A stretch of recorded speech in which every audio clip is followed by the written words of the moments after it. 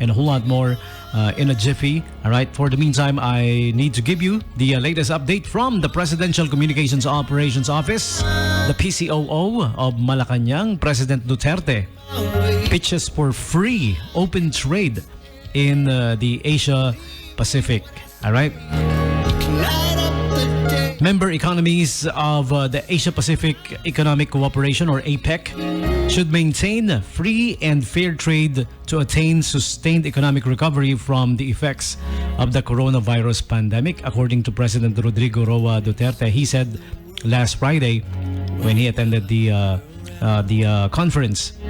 In his intervention during the 2020 APEC Economic Leaders Meeting, President Rodrigo Roa Duterte recognized APEC's role in spurring economic growth and prosperity that has lifted millions of people out of poverty in the Pacific Rim region. Despite the current hurdles being confronted by APEC members, the president said they should not be discouraged and must recommit themselves to bolder and more concrete ways to ensure the region's economic vitality.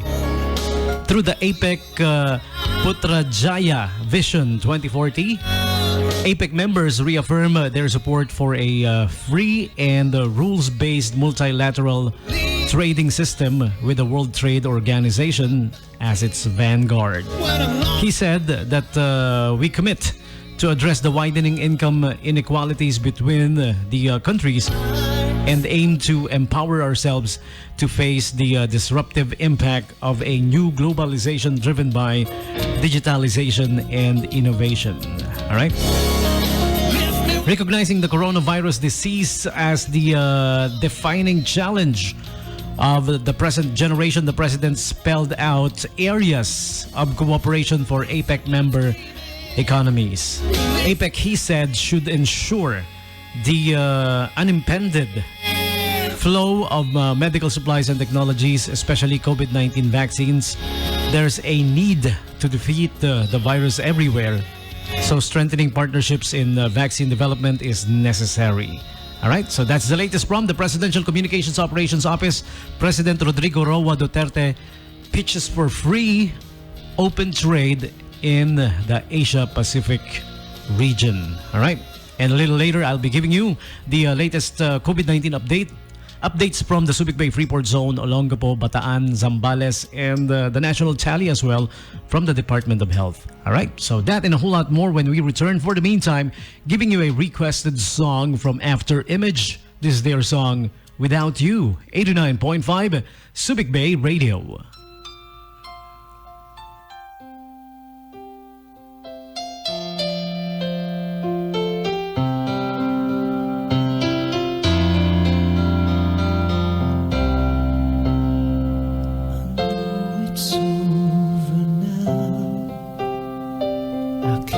Donation drive here in the Subic Bay Freeport. All right, we have arranged transportation that will bring donations to the typhoon-wrecked province of Isabela.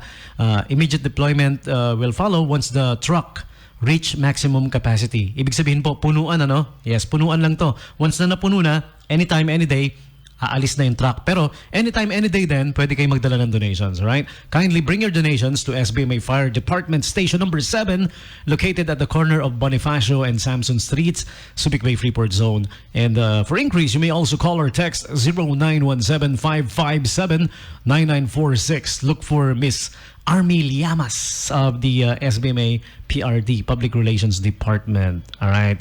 Hashtag stronger together. Hashtag love, not hate. Yung mga malupit na bagsakan ng hashtag ng ating dear SBMA Chairman and Administrator. Meron ba? Hashtag malasakit.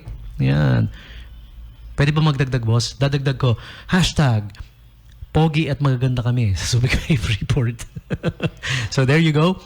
The donation drive is ongoing. Yes, we can. All right.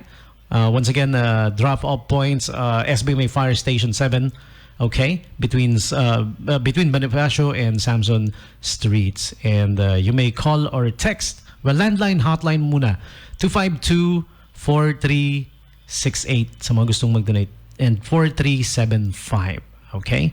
Sa SBMA Fire Direct number 252-4830-4657. But those numbers, if those numbers are hard to remember, you find them hard to remember, punta na lang kayo. SBMA Fire Department, Fire Station 7 here at the Subic Bay Freeport, okay? Or at the SBMA PRRD, Public Relations Department. And ito pa yung madaling tandaang number, 252-4000. All right, that's the operator hotline. It can get you connected with those numbers, or it can give you the numbers that you need to call here in the Subic Bay Freeport Zone. Okay, COVID-19 update also coming from our dear SBMA Chairman and Administrator, Subic Bay Freeport Zone residents. We have a total 38 confirmed cases with 36 recoveries and 1 reported death, leaving Subic Bay Freeport Zone residents with only 1 active case. Okay.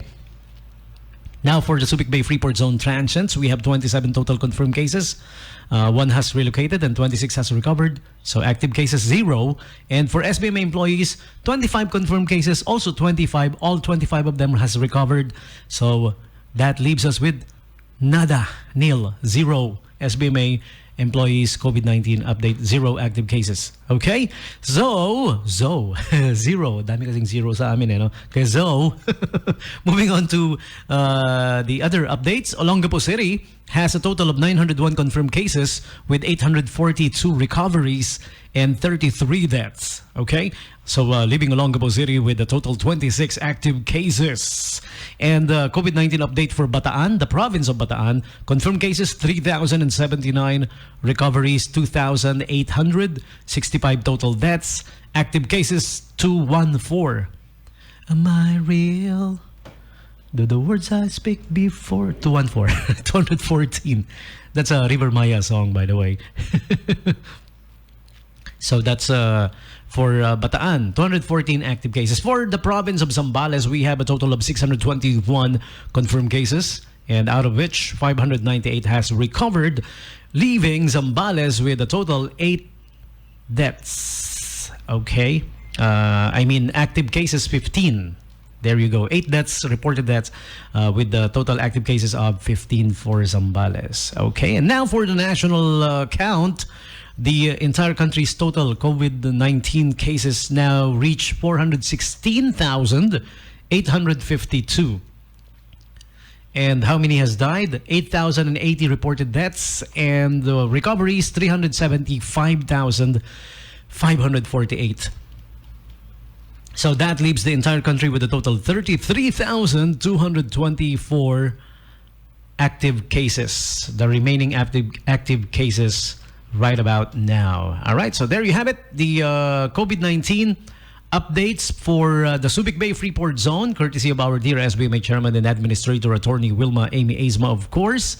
And for Olongapo City, Bataan, Zambales, and the entire country's total COVID-19 count. Okay, so yeah, before I press play on the